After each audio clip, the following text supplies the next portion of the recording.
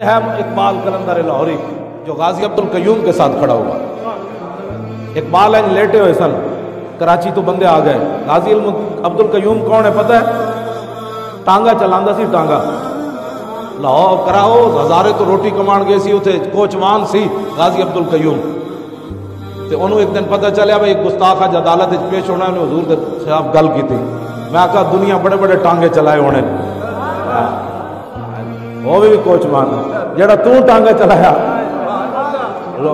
50,000 5 لاکھ دیا گھوڑیاں بن کے دولے نو بٹھا کے لے جا رہے ہونے اے بھی ایک گھوڑا انہیں بدھیا، ایک مریل جا گھوڑا انہیں اپنے ٹانگے آگے بدھیا، لیکن جب حضور دی عزت ہوتے پیرا دیتا آج وہ کوچوان تو نہ رہا نا وہ بھی کانجی اتھے تو گل ہے ملتا ہے کیا کیا ایک بار مدینے میں جا کے دیکھ کرتے ہیں مالا مال ذرا ہوئے کوچوان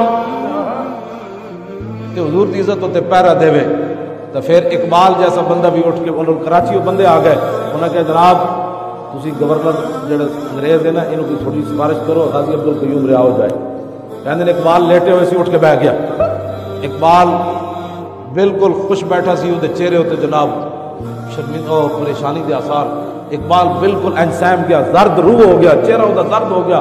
وہ کہنے لگا اوے ساڑا منڈا اندر پریشان ہے، ساڑا منڈا پریشان ہو گیا اس واسطے آئے ہو؟ انہوں نے کہا نہیں جی نہیں، اس منڈے نے نہیں بھیجا، اسی تو خود آیا۔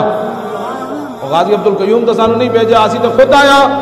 علامہ اقبال دا چہرہ پھر کھل اٹھیا۔ انہوں نے کہا یار شکر ہے میں تو سمجھا عاشق رسول ڈر گیا تو پھر قیامت تک حضور دی امت کے میں کھڑی رہے گی۔